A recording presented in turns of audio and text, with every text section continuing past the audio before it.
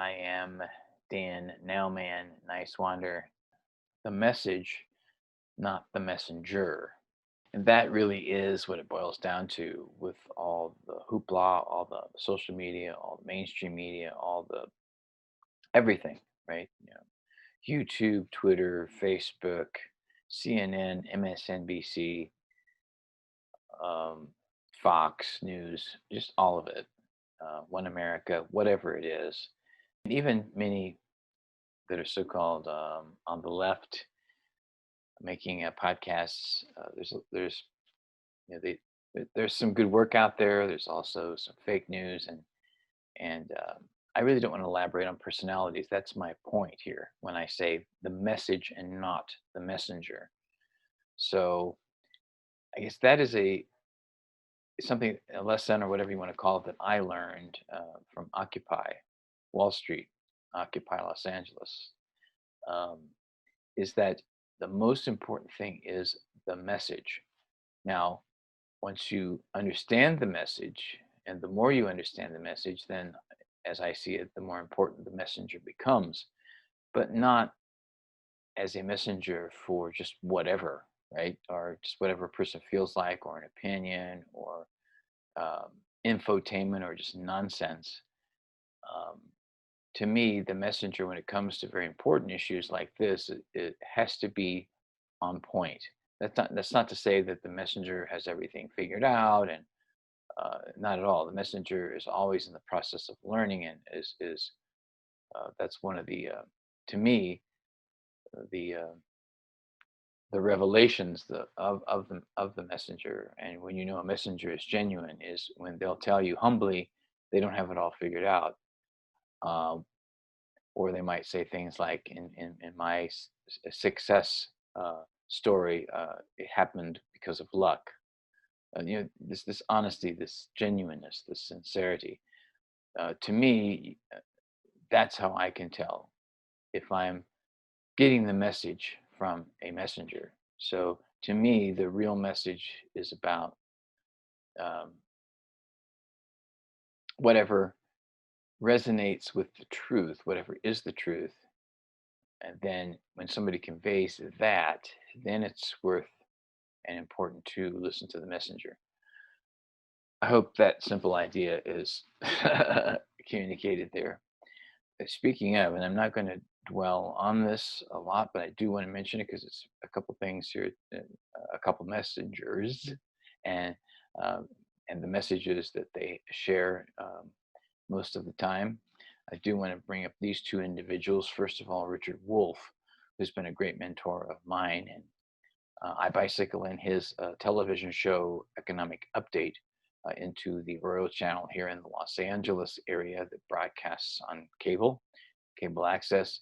It also is on Roku, Apple TV, and Fire TV, streaming in real time around the world also. So the broadcast week in the Los Angeles area on cable, AT&T, Uverse, and Spectrum when it's available, the Aurora channel, Arroyo.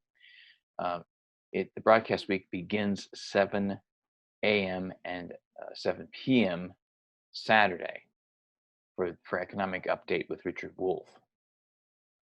That comes out of the state of New York, originally from New York City. Then the Now Man Show follows at 7:30 a.m. and 7:30 p.m. on Saturdays. That's the beginning of the broadcast week that goes from Saturday to Friday.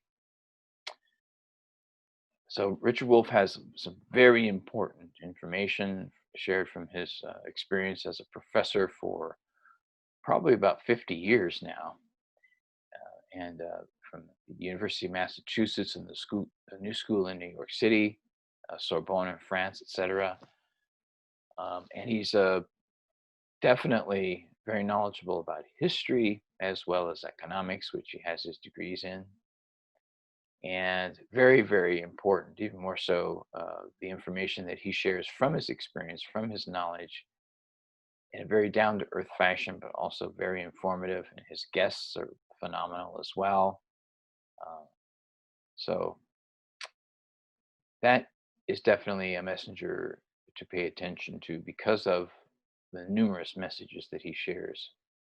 The other would be fellow Angelino, Jimmy Dore, who has been on the Now Man show. He was actually on the Now Man show in 2015, my first season, and he has some very important information. And when I'm recording this in November of 2020, this is from Twitter, Jack's House of Pancakes. Um, Jimmy posts, here's those bread lines. They say socialism will, oh, wait, this is capitalism. Sorry, my bad.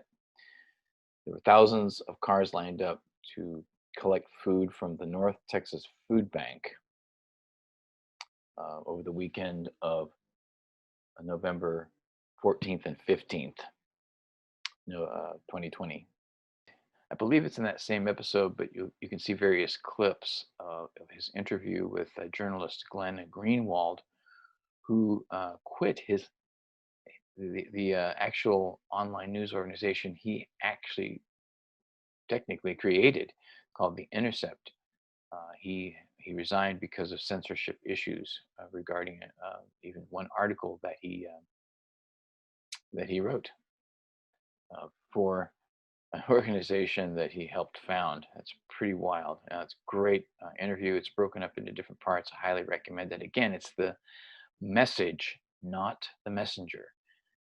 There's so much in social media that just gets misconstrued and people misunderstand. I have to admit, it's a lot of the attention seems to be based on personalities and how many hits you have, how many people watch your YouTube show, or how many hits you get on Facebook or Twitter retweets or whatever, views on TikTok.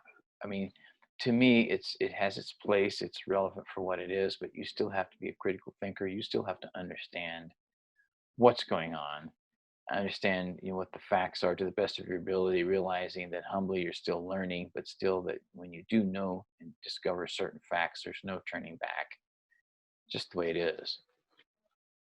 Um, but again, personalities, man, come on. There's too much emphasis on people, even in this election season. Candidates, which I don't even have to mention the names. You can go online and you can see them, those names and those scenarios and those things, those personality politics, identity politics things over and over and over again. I don't even have to bring them up. That's why I prefer to go on to the other 5 points that I'm going to get into in this video, because to me they're tremendously a lot more important than this first of my 6 points, even though I would say 90 or more percent of the focus in social media and mainstream media is on this first point, which doesn't even necessarily get to the message, let alone try to hone in on who are the actual messengers out there. So, I mean, the mainstream media, social media, clicks, likes, celebrities, or perceptions of what celebrity is.